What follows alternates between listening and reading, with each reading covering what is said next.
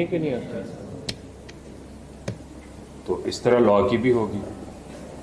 Law की भी एक स्पेसिफिक टर्मिनोलॉजी है जो आपने फिजिक्स में पढ़ी है, केमिस्ट्री में पढ़ी है, बायो में पढ़ी है, इकोनॉमिक्स में पढ़ी है, या अकाउंटिंग में आके नई टर्मिनोलॉजीज आपने पढ़ी हो, तो आपको नई स्पेसिफिक किस्म की वोकैबुलरी यूज करनी पड़ेगी जो हम करेंगे।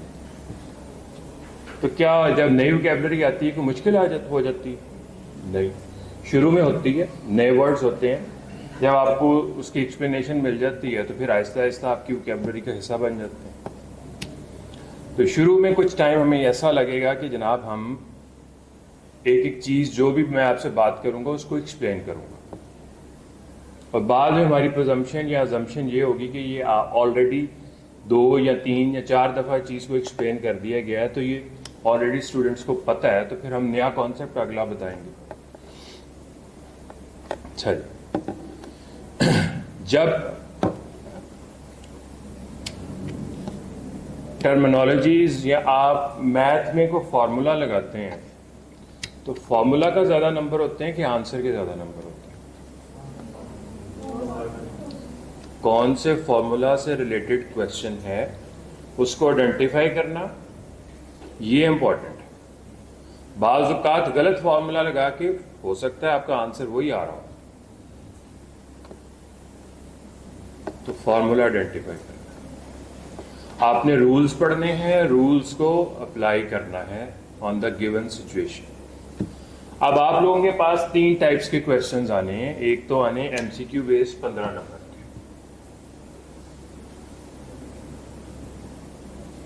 पेपर पैटर्न बता रहा हूं।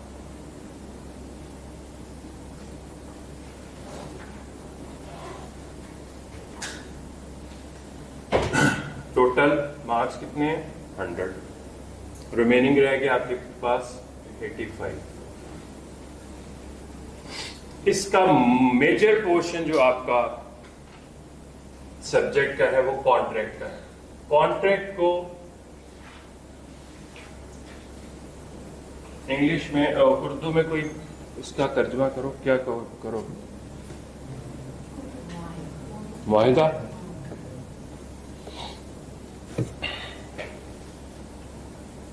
ये ईयर लिखा है, ये उस वक्त लॉ बना। क्या उस वक्त पाकिस्तान बन चुका? नहीं। इसका क्या मतलब है? ये किसने बनाया हुआ लॉ? ब्रिटिश ने बनाया। इसका ये भी मतलब है कि हो सकता है ये इसी तरह का लॉ इंडिया में भी चल रहा है और यही लॉ पाकिस्तान में भी चल रहा है, अनलेस कि आप नया लॉ ले आओ और इसको खत्म कर दो। ठीक है?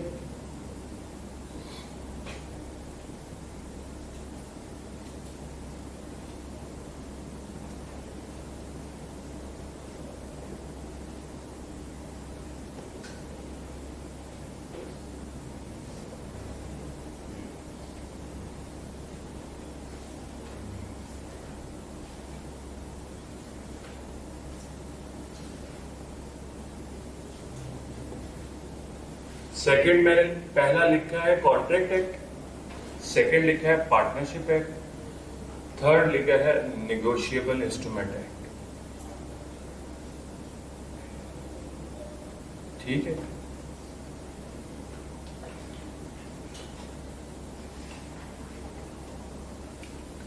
टोटल आपके 18 चैप्टर्स। ठीक, हाफ आपके चैप्टर जो है, चैप्टर 1 आपको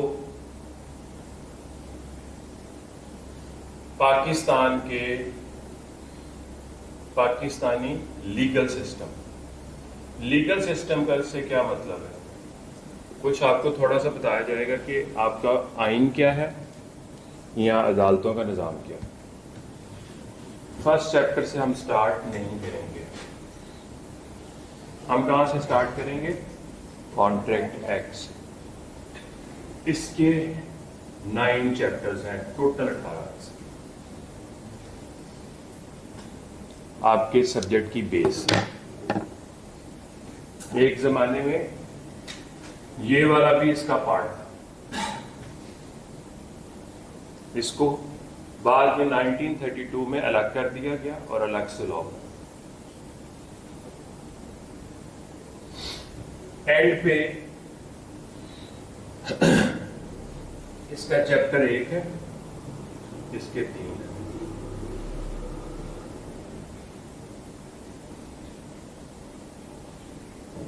ठीक, कितने चैप्टर्स हो गए?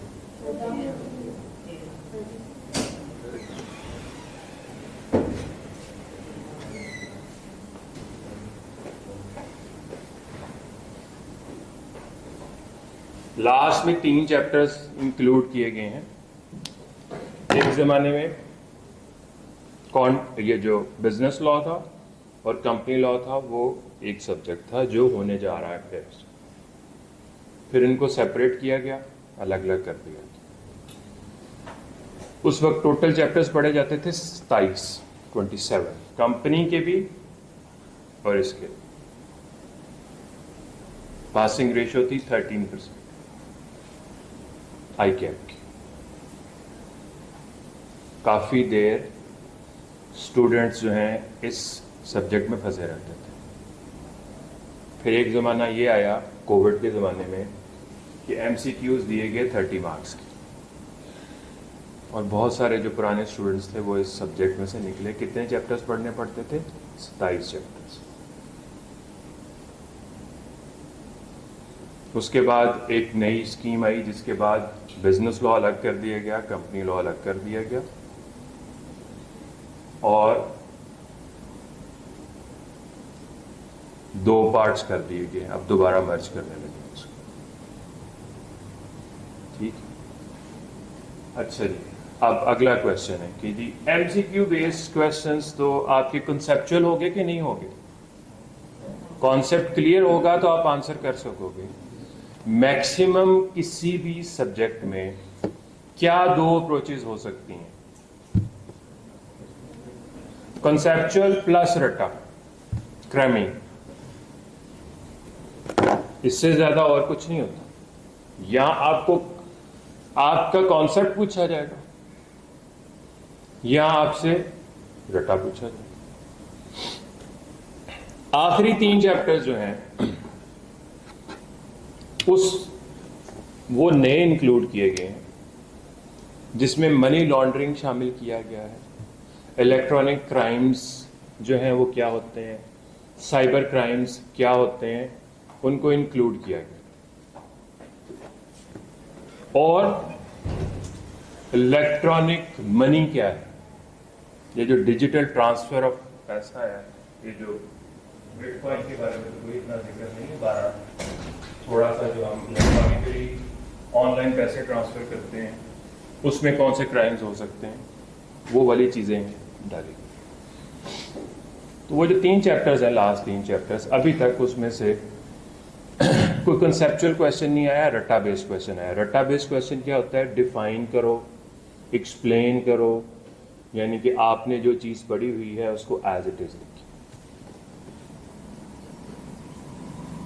कंसेप्चुअल से क्या मुराद?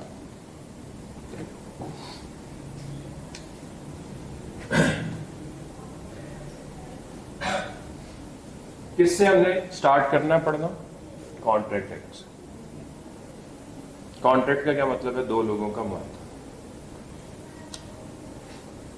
ए ने आज बी से कहा कि भाई मैं तुम्हें 10 लाख रुपए का कपड़ा प्रोवाइड करूंगा, 2 लाख रुपया एडवांस दे दो, रिमेनिंग 8 लाख रुपया जिस दिन मैं माल डिलीवर करूंगा उस दिन दे दो।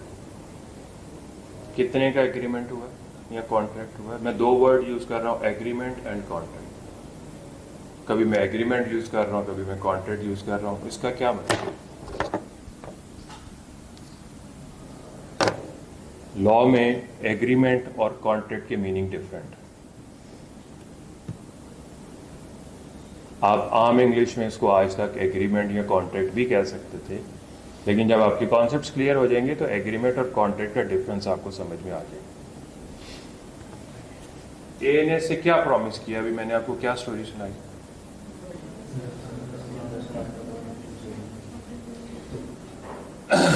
किस दिन परफॉर्मेंस, किस दिन ये काम होना? 20 तारीख की मैंने बात की, चलें जी 20 तारीख को ये सब कुछ होना। 20 तारीख को इसने 2 लाख रुपया एडवांस दे दिया, 8 लाख रुपया रिमेनिंग देने को तैयार है। ये पर्सन जो है ये इसको माल डिलीवर नहीं करता, तो इसने कॉन्ट्रैक्ट की खिलाफ वर्जी की। इसके लिए हम वर्ड यूज करेंगे breach of contract, not break of contract.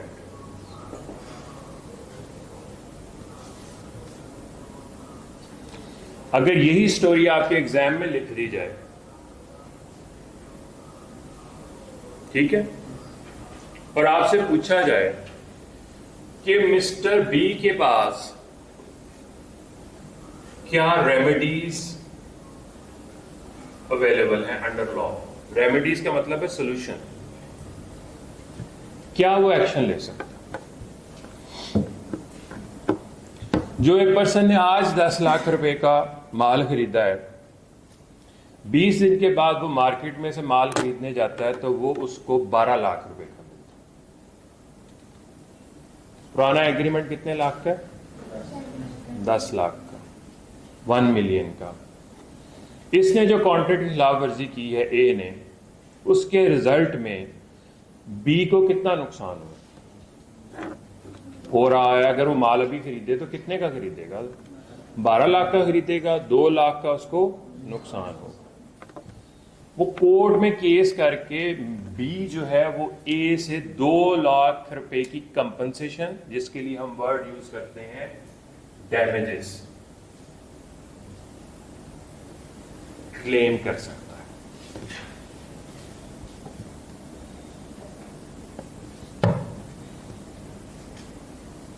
ठीक है, ज्यादातर आपके जो क्वेश्चंस हैं वो इस तरह की, एज ए लॉयर आपके सामने एक स्टोरी रखी जाएगी कि भाई ये सिचुएशन है, अब एडवाइस करो कि क्या हो सकता है। तो यहां पे क्या आएगा? कॉन्सेप्ट आएगा कि रट्टा आएगा? कॉन्सेप्ट आएगा। और इतनी मिनिमम इंग्लिश कि आपका रिटन एक्सप्रेशन जो आप लिख रहे हो वो अगले पर्सन को समझ में आ जाए कि आपने क्या एडवाइस की। कौन सी रिटन इंग्लिश करनी है? अपने अल्फाज की कि लीगल लैंग्वेज की? लीगल लैंग्वेज की। कुछ words, remedies, damages, breach of contract, ये तो आपने इस्तेमाल करना ही है। उसके अलावा अपनी इंग्लिश इस्तेमाल।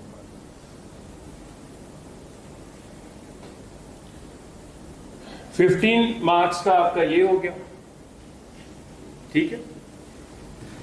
अब आ जाते हैं ये जो हमने मुख्तलिफ चैप्टर्स, 2 लोग मिलके प्रॉफिट मेकिंग के लिए कोई काम शुरू कर लेते हैं। वो कहते हैं और हम प्रॉफिट आपस में किसी भी रेशो में बांट लेंगे, वो पार्टनरशिप होगी। कॉन्ट्रैक्ट एक्ट की, अच्छा एक और बात, ये जो ए और बी थे इसके लिए हम टर्मिनोलॉजी यूज करेंगे कॉन्ट्रैक्टिंग पार्टीज। कॉन्ट्रैक्टिंग पार्टीज, ये कॉन्ट्रैक्ट करने वाली पार्टीज है। पार्टनरशिप में भी अगर आपको कॉन्ट्रैक्ट की समझ आती है तो पार्टनरशिप का भी कॉन्ट्रैक्ट करना होता है। हम तमाम लोग आपस में मिलकर कॉन्ट्रैक्ट करते हैं, भाई एक बिजनेस स्टार्ट करते हैं, इतने इतने पैसे सारे इन्वेस्ट करो। जो जिस रेशियो में पैसे इन्वेस्ट करेगा उसको प्रॉफिट में भी उतना हिस्सा मिलेगा, और अगर नुकसान होगा तो उसको नुकसान में भी उतना हिस्सा शेयर करना पड़ेगा। कौन सी किसकी ड्यूटी है वो हम सबको असाइन कर देते हैं, लेकिन ये हम क्या करते हैं? लिख लेते हैं।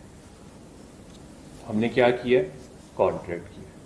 कॉन्ट्रैक्ट में मिनिमम 2 पार्टीज की जरूरत है। मैं अपने आप से कॉन्ट्रैक्ट नहीं कर सकता, और मैक्सिमम आप जितने, हम ज्यादा लोग भी हो सकते हैं किसी कॉन्ट्रैक्ट। ठीक हो गया। नेगोशिएबल इंस्ट्रूमेंट्स क्या हैं? चेक्स के बारे में आपको इंफॉर्मेशन दी जाएगी। चेक्स देखे हुए हैं ना, जो बैंक के चेक होते हैं कि भाई अगर चेक पे पेमेंट नहीं होती या चेक पे किसी के फोर्ज्ड सिग्नेचर यानी कि जाली साइन कर दिए जाते हैं, फिर आप पैसे क्लेम कर सकते हैं कि नहीं कर सकते। उसके बारे में लॉ क्या एक्सप्लेन करता है। वो वाली आपने चीजें पढ़। ये जो इसके 3 जो चैप्टर हैं, ये 14 से 16 मार्क्स के पेपर आने हैं। किसके? पार्टनरशिप। ये जो चैप्टर 1 है, पिछले 20 साल से 5 नंबर का क्वेश्चन है, रट्टा बेस्ड। ये 16 मार्क्स जो हैं, ये कॉम्बिनेशन होगा, रट्टा भी होगा, कॉन्सेप्चुअल भी होगा।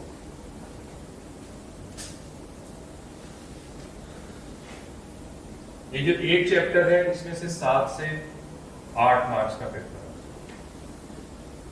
दिमाग ज्यादा खपाना पड़ता है। अच्छा, एक और चीज बता दूं, समझने के लिए थोड़ा सा दिमाग ज्यादा खपाना पड़ता है, लेकिन क्वेश्चन आसान है। ये पढ़ने में आसान है, क्वेश्चन घुमाता है।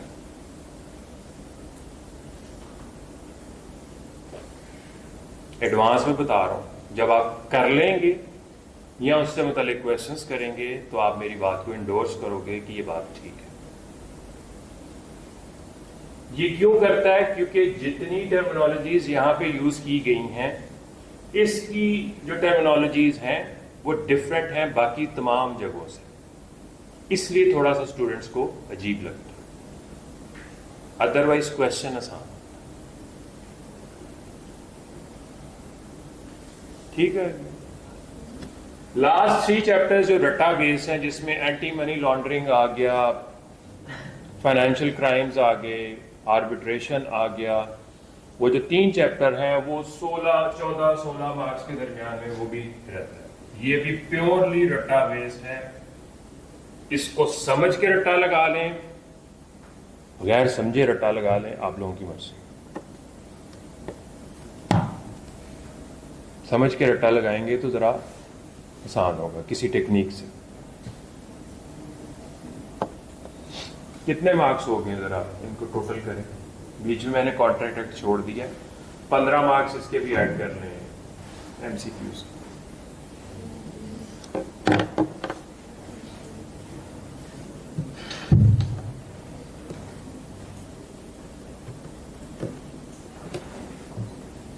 $50 to 55 मार्क्स जो हैं यहाँ पे रहने हैं, और टोटल आपके कोर्स के 9 चैप्टर जो है, चैप्टर 2 से लेके 10 तक जो है वो किसके हैं?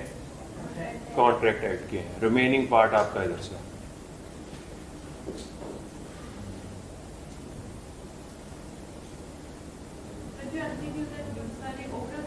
ओवरऑल चैप्टर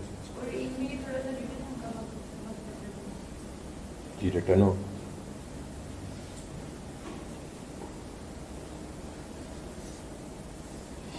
अच्छा जी, इससे अगला क्वेश्चन, ओवरऑल एज पाकिस्तानीज हमारी इंग्लिश कैसी है?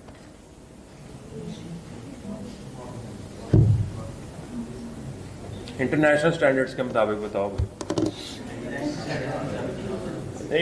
अंग्रेजी स्पीकिंग लोगों के मुताबिक नहीं, इंडियंस के साथ कंपैरिजन कर लो।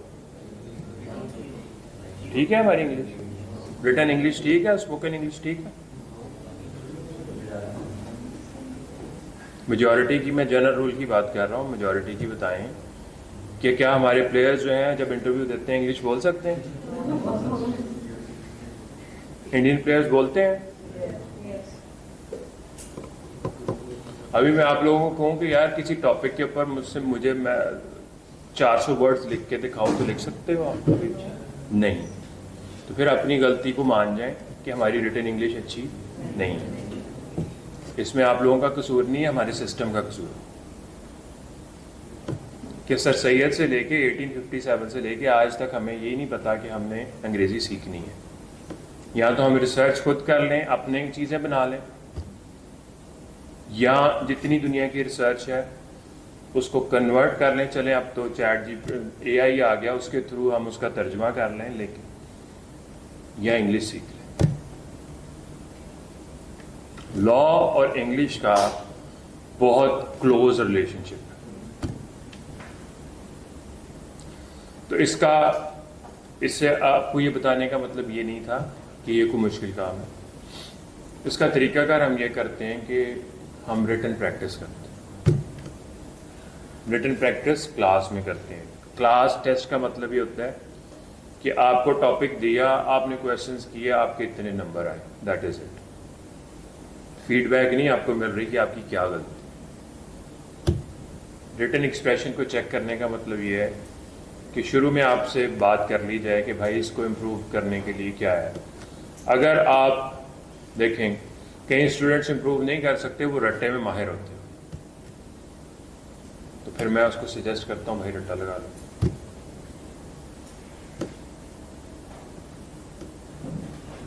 कुछ स्टूडेंट्स की रीजनेबल लेवल की इंग्लिश होती है जो एक्सप्लेन कर देती है चीज़ों को, उनके लिए कोई एडवाइस नहीं है, ठीक है जी वो।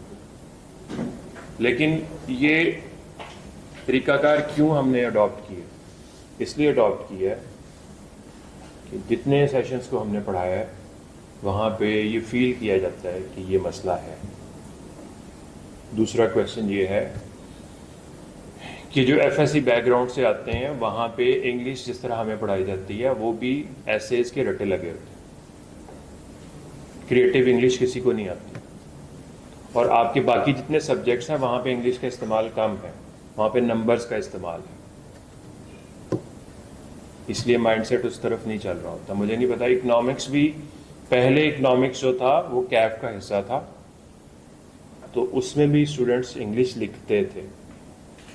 अब वो आपका सीबीएस बेस्ड हो गया वो। तो पहला जो आपका इंग्लिश बेस्ड सही, जहाँ पे थोड़ी सी इंग्लिश चेक होनी है, वो इस सब्जेक्ट में होगी।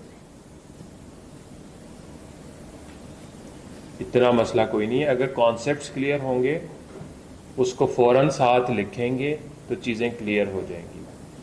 ज़्यादातर क्वेरीज या क्वेश्चन स्टूडेंट्स के क्या आते हैं, जो आपने पढ़ाया है वो समझ आ गई है, जब आपने क्वेश्चन दिया है तो लिखने बैठे हैं तो समझ नहीं आ रही क्या लिखें।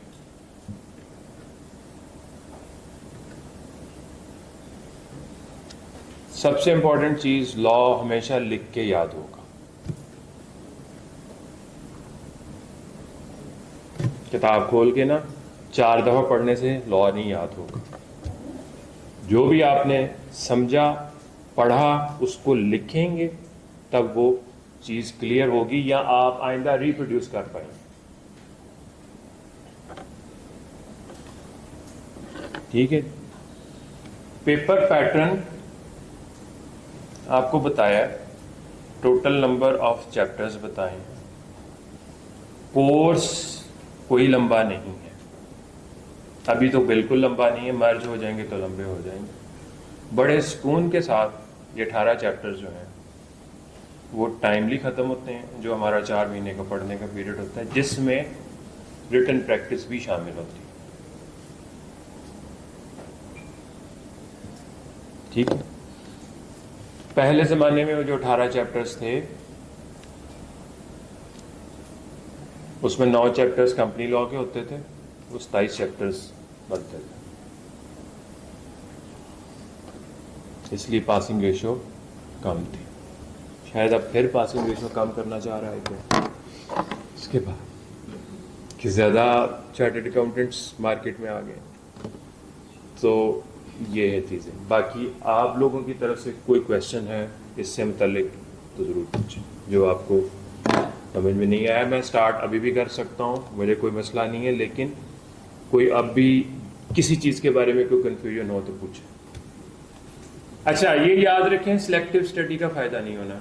ये मैं आपको बताऊं कि जब वो 27 चैप्टर्स थे तो वो जो उन्होंने मार्किंग स्कीम दी हुई थी उसमें ऐसी भी स्कीम थी कि 12 चैप्टर्स करें तो आपके 75 मार्क्स कवर हो जाते। 27 में से कितने चैप्टर्स करें? 12 करें तो 75 मार्क्स पूरे हो जाते थे, और बाकी 25 मार्क्स के लिए आपको इतने ज़्यादा चैप्टर करने पड़ते थे। स्टूडेंट्स पूछते थे कि हम ऐसे कर लें, उनको मैं आंसर ये करता था कि भाई मैं तो रिकमेंड नहीं करता। अगर मुझे पता होता कि ये 12 चैप्टर पढ़ाने से तुम लोग पास हो जाओगे, तो मैं 27 चैप्टर्स पे क्यों खपूं?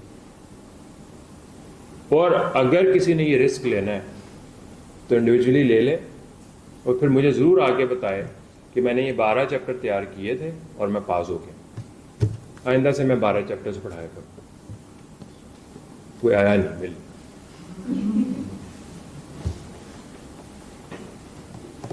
वजह यह है कि सिलेक्टिव स्टडी ना करने का मतलब क्या है कि आप पासिंग प्रोबेबिलिटी को उतना लो करते जाएंगे। बाज़ औक़ात आपने सारे चैप्टर्स किए होंगे, ये मैंने आपको पार्टनरशिप का बताया, कहने को ये 3 चैप्टर्स आराम से समझ में आ जाएंगे। इसमें जो 16 मार्क्स है ना, 16 या 14 मार्क्स जो होते हैं, इसमें से 6, 7, 8 मार्क्स का क्वेश्चन बड़े आराम से समझ में आ जाता है, और रिमेनिंग 6, 7, 8 मार्क्स का क्वेश्चन जो है स्टूडेंट को नहीं समझ आ रहा। कह लें कि एक किस्म का गलत कर रखते हैं या छोड़ आते हैं। और तो अगला क्वेश्चन ये है कि क्या वो फेल हो जाते हैं? नहीं, पास ही होते हैं। क्योंकि मैं जो कह रहा हूं कि आपने सिलेक्टिव स्टडी नहीं करनी है, आप कहीं और किसी और जगह से कंपनसेट हो जाए। सारी स्टडी करके गए हैं, आके स्टूडेंट्स ने कहा है कि जी मैं 85 मार्क्स का पेपर अटेम्प्ट करके आया, वो पास हुआ। लेकिन अगर आप शुरू से ही मसलन, जी मैं पहला चैप्टर छोड़ देता हूं, मैं कह रहा हूं कि आपको इन पहले चैप्टर के 6 या 7 पेजेस हैं, इनमें से 5 नंबर का पक्का क्वेश्चन हो सकता है, एक एमसीक्यू भी आ जाए, या हो सकता है वो 4 नंबर का और एक एमसीक्यू, टोटल 5 मार्क्स का। फिर जब स्टूडेंट्स अपनी मर्जी करते हैं तो फिर मसाइल होते हैं। हम तो आपको मैक्सिमम यही गाइड कर सकते हैं। स्टूडेंट्स को वो वाला टीचर ज़रूर अच्छा लगता है कि जनाब वो जो फार्मूला सा बता दे, कम चीज़ करके हम ज़्यादा रिजल्ट प्रोड्यूस कर लें। वो गेस वर्क जो है, एंड पे कहीं आपको वीडियोस मिलेंगी, फलां मिलेंगी, ये मिलेंगी, लेकिन जिसने बेसिक्स जिसकी ठीक नहीं है, सब्जेक्ट पास नहीं होगा।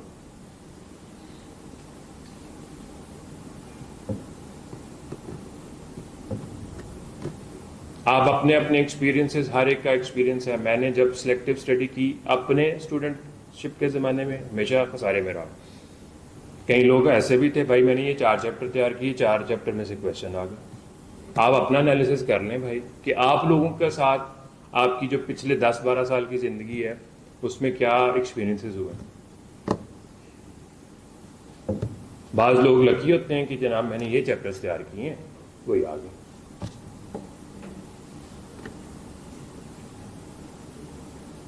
बाज़ कहते हैं जो किए थे उनमें से एक भी क्वेश्चन नहीं आया, बाकी सब में से आ गए।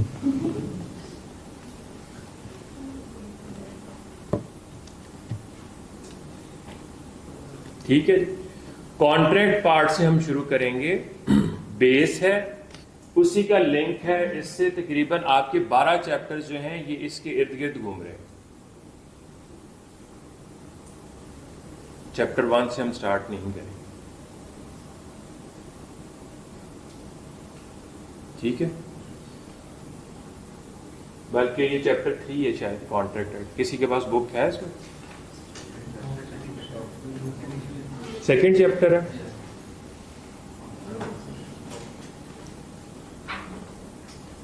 एक जरा बुक दिखाइए।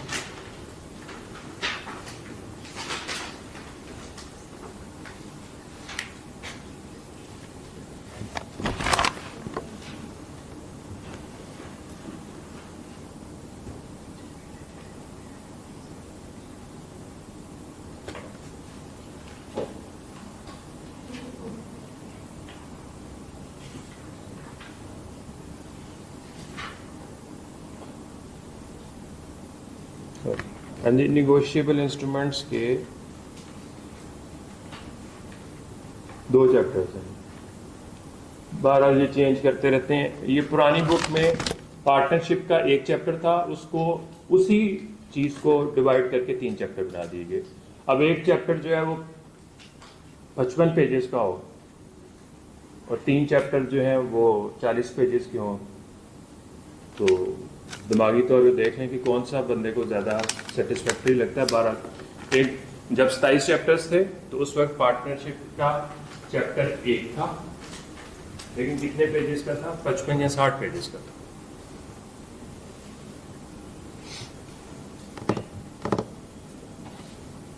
तो लेकिन फिलहाल इस वक्त बाकी सब्जेक्ट्स के साथ जो भी आपने कम्बिनेशन रखा है, मेरा ख्याल एक क्या रखा होगा जी, फॉर वन रख रहे हैं ज़्यादातर, सेकंड ऑप्शन, इसके अलावा और क्या ज़्यादातर टैक्स है और यहाँ कॉस्ट रख रहे हो सीएम में।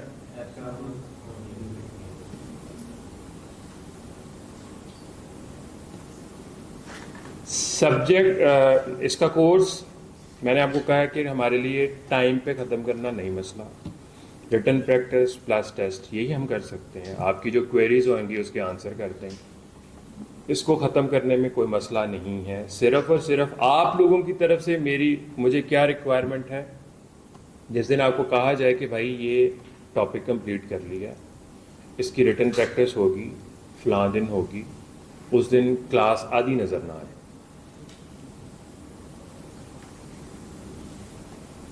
ठीक है, वो अगर आप शुरू पे ट्रैक में चल जाएंगे, मतलब 2 4 5 रिटन प्रैक्टिस कर लेंगे, तो आपको समझ आ जाएगी कि सब्जेक्ट की रिक्वायरमेंट क्या है।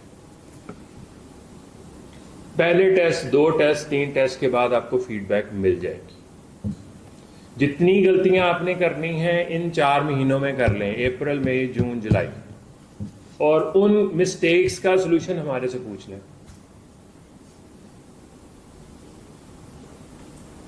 ठीक है, बेशक ना पास करें टेस्ट, वर्स्ट सिचुएशन की मैं बात बता रहा हूं, बेशक पास ना करें, गलतियों की सॉल्यूशंस पता चलेंगे तो वो मिस्टेक एंड पे नहीं होगी फाइनल पे।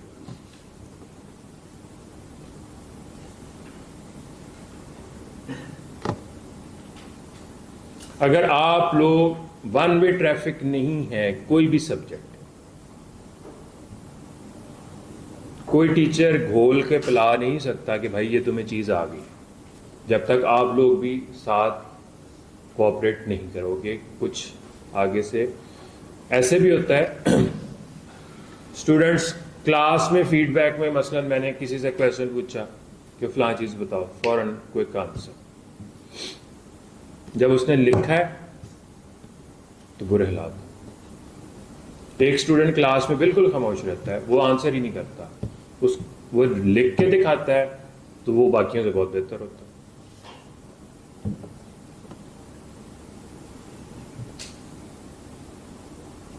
तो रिजल्ट्स प्रोड्यूस कैसे होंगे? 2 वे ट्रैफिक से। जब तक आप कंट्रीब्यूट नहीं करोगे, कुछ आपको आसान लैंग्वेज में समझा दें, आपको नोट्स दे दें, आपको बुक पढ़ा दें, एक एक वर्ड पढ़ा दें, आप टेस्ट ना करें या आप क्वेश्चन को समझ ना सकें या उसको सॉल्व ना कर सकें, उन आसानियों का फायदा कोई होगा नहीं। ऑफर एंड एक्सेप्टेंस से हमने सब्जेक्ट स्टार्ट करना, ठीक है। पुराने बुक जिस तरह चलती थी, पहले हम ऑफर, एक्सेप्टेंस और कंसिडरेशन है चैप्टर 3 में देखेंगे।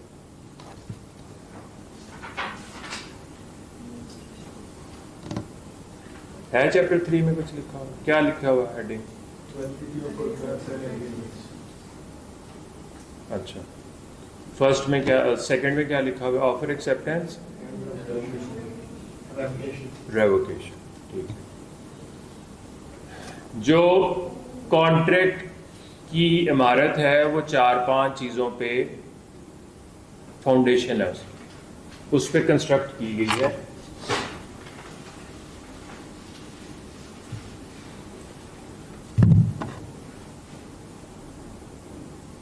बेसिकली आपको उनसे मुतालिक 5 से 10 रूल्स बताए गए हैं जो लॉ की बुक में पूरे चैप्टर्स हैं। आपको लॉ पढ़ाने का मकसद ये नहीं है कि आपको लॉयर बनाना है, आपको बेसिक नॉलेज देना है कि जब आप अपनी फील्ड में जाएंगे थोड़ा सा लॉ का भी बताओ। कॉन्ट्रैक्ट करने के लिए कितनी पार्टीज की मिनिमम जरूरत है? दो। ऑफर, एक्सेप्टेंस,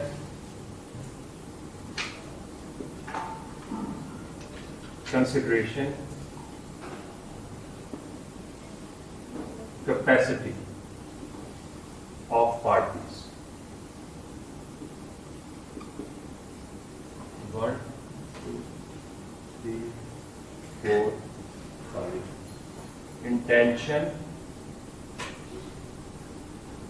to create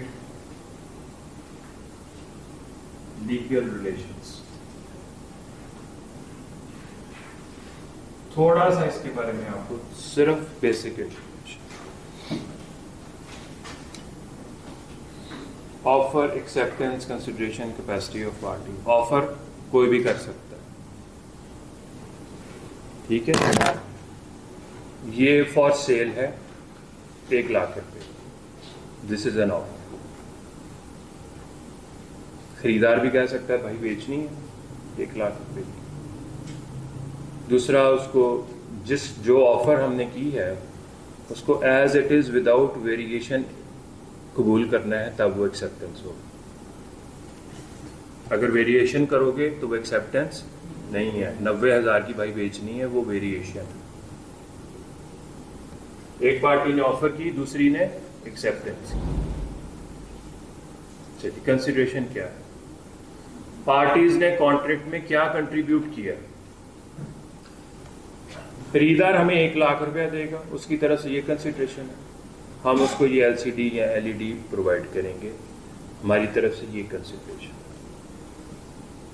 एक पेंट करने वाले को हम कहते हैं ये कमरा पेंट करके दो, क्या लोगे? उसने कहा जी 5,000 रुपया। वो हमें क्या कंसिडरेशन दे रहा है? वो सर्विसेज की सूरत में हमें कंसिडरेशन दे रहा है, हम उसको पैसे पे कर रहे हैं। आप नेट की सर्विसेज यूज कर रहे हैं, मोबाइल की सर्विसेज यूज कर रहे हैं, उसकी पेमेंट कर रहे हैं। कंसिडरेशन की समझ आई कि पार्टीज कॉन्ट्रैक्ट में क्या कंट्रीब्यूट करती हैं, उसको कंसिडरेशन कहते हैं। कैपेसिटी ऑफ पार्टीज, 18 साल से उम्र से कम के लोग कॉन्ट्रैक्ट नहीं कर सकते, यह कैपेसिटी। अगला क्वेश्चन, 18 साल से ऊपर उम्र हो गई है, उसका दिमागी तवाज़ुन दुरुस्त नहीं है, क्या वो कॉन्ट्रैक्ट कर सकता है? Answer is no. क्योंकि कि इस किसी भी कॉन्ट्रैक्ट में आपको क्या फायदा या नुकसान हो रहा है, उसके ऊपर आपने एक अक्लमंदाना फैसला करना। तो लॉ अज्यूम कर रहा है कि जी 18 साल से कम के लोग नहीं कर सकते, और जिनका दिमागी तवाज़ुन दुरुस्त नहीं होता वो भी नहीं कर सकते। इसलिए एज ब्रैकेट क्या रख दी गई है? 18 years. Intention to create legal relations से क्या मुराद है? इंटेंशन का क्या मतलब होता है? नियत। लीगल रिलेशंस का मतलब है कि भाई अगर तुमने किसी भी पार्टी ने कॉन्ट्रैक्ट की ब्रीच की तो दूसरी पार्टी उसको कोर्ट में ले जाएगी। 4 फ्रेंड्स मिलके फैसला करते हैं भाई अभी क्लास के बाद या दोपहर का खाना हमने फलां जगह पे खाना है जाके। एक फ्रेंड बीच में से गायब हो जाता है, नहीं आता। अकॉर्डिंग टू लॉ ये भी एक एग्रीमेंट या कॉन्ट्रैक्ट नहीं था, एग्रीमेंट था। जो नहीं आया तो क्या दूसरे जो 3 फ्रेंड्स हैं उसके खिलाफ केस कर देंगे? शादी का कार्ड आया, आप उसको कहते हैं जनाब हम शादी पे आएंगे, नहीं जाते। ऑफर एंड एक्सेप्टेंस हो रही है, नहीं जाते तो क्या केस हो जाता? नहीं। तो 5ही रिक्वायरमेंट ये है कि जब 2 पार्टीज कॉन्ट्रैक्ट करती हैं तो लॉ के लिए इंपॉर्टेंट कौन से कॉन्ट्रैक्ट हैं? जहां पे intention to create legal relations. ये जो दोस्तों के दरमियान में एग्रीमेंट्स हो रहे हैं, फैमिली के दरमियान में एग्रीमेंट्स हो रहे हैं, लॉ कहता है कि जी वहां पे कोई नीयत नहीं होती पार्टीज की intention to create legal relations, उसमें कोर्ट इन्वॉल्व नहीं होती। बेस आपको बता दी है। चैप्टर 2 में जो रेवोकेशन का मतलब है कि ऑफर या एक्सेप्टेंस किन हालात में वापस ली जा सकती है, उसके लिए वर्ड कौन सा यूज किया जाता है? रेवोकेशन। नया वर्ड है आप लोगों के लिए। तो ये बेस है कॉन्ट्रैक्ट की, ये समझ आ जाएगी फिर आगे काम चले। जो बेसिक्स थी कि क्या क्या चीजें हैं, मैक्सिमम हर पॉइंट के अगर कोई बहुत सारा रूल्स भी होंगे तो 8-10 रूल्स।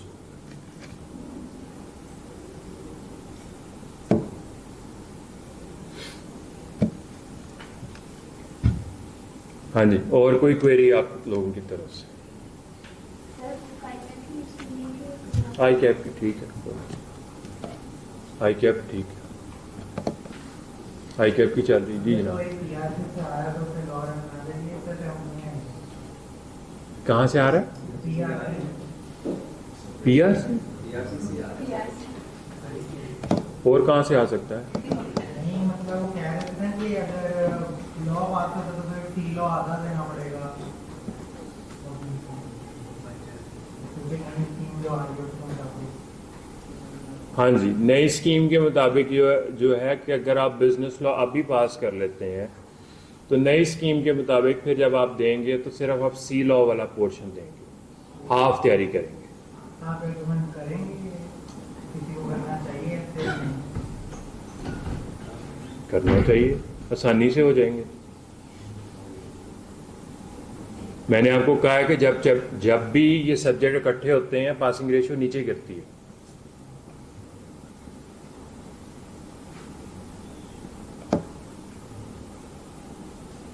तो अभी दोनों सेशंस चल रहे हैं, सी लॉ का भी चलना है, बी लॉ का भी चलना है। उसकी भी क्लास में बैठ के देख लो कि ये दोनों इकट्ठे हो सकते हैं।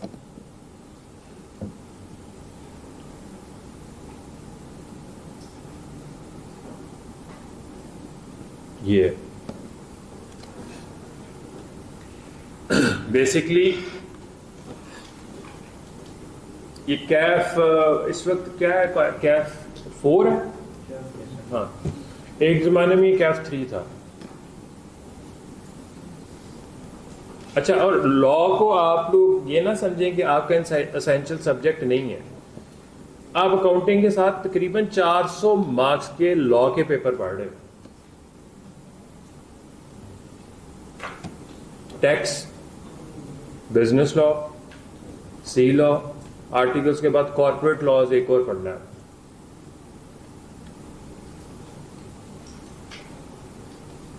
तो ज्यादातर चार्टर्ड अकाउंटेंट्स जो है वो टैक्स की कंसल्टेंसी भी कर रहे हैं।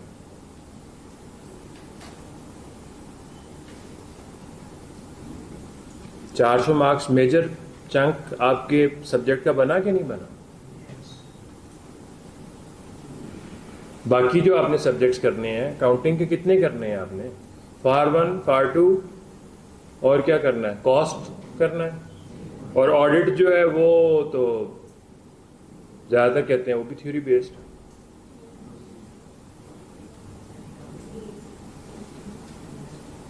तो ये जब सी लॉ टेस्ट होगा, हाँ, तो वो बुक जो नई बुक आएगी उसके वो चैप्टर्स में तो वही अभी तो चल रहे हैं। लॉ को क्या इन्होंने चेंज करना है? देखिए वहां पे हमने पढ़ना है कंपनीज एक्ट।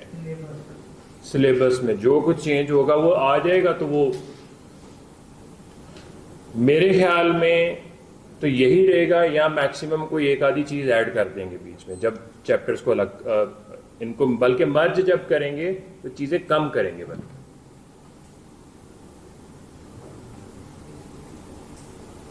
अगर इन्होंने सब्जेक्ट को फिजिबल बनाना है कि स्टूडेंट्स पास होके आगे भी जाए, बैठे ना रहे 2-2, 3-3 अटेम्प्ट्स के लिए।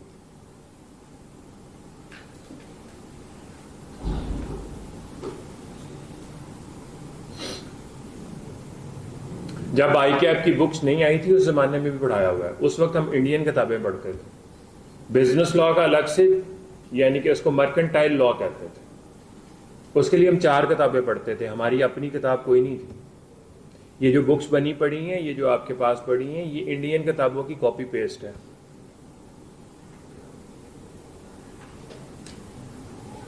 और उस वक्त कंपनीज ऑर्डिनेंस था 1984, फिर कंपनीज एक्ट बना 2017, और उसके 514 सेक्शंस होते थे। तो सीधा कहा जाता था जी कि मॉड्यूल, उस वक्त मॉड्यूल सिस्टम था, मॉड्यूल डी में आपने कंपनीज एक्ट के 255 सेक्शंस जो हैं उसका टेस्ट होगा, हाफ जो थे उसका टेस्ट होगा। रिमेनिंग सेक्शंस कहाँ पे चले जाते थे? जब आप कॉर्पोरेट लॉज का पेपर दें।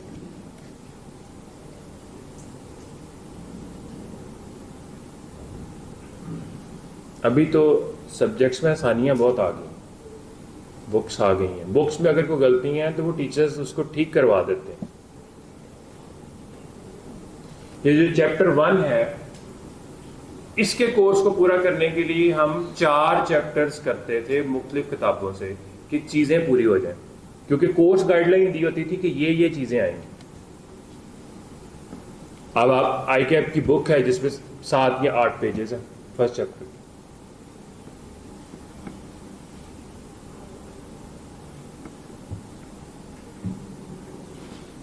आपको ये क्वेश्चन उसका ये था कि इस स्टेज पे बिजनेस लॉ लेना चाहिए कि नहीं लेना चाहिए, कि यहाँ जब इकट्ठा हो जाएगा उस वक्त करना चाहिए।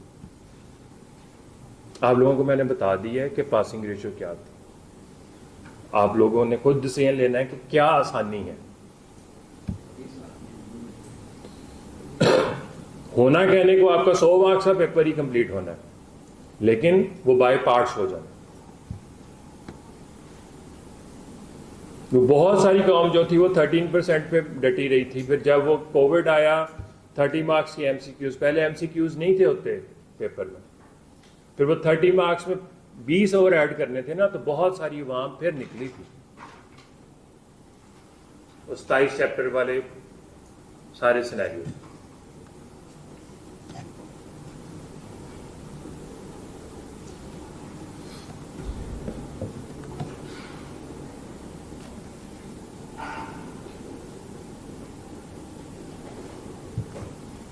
ठीक है जी। इसके बाद कौन सी क्लास है आप लोगों की?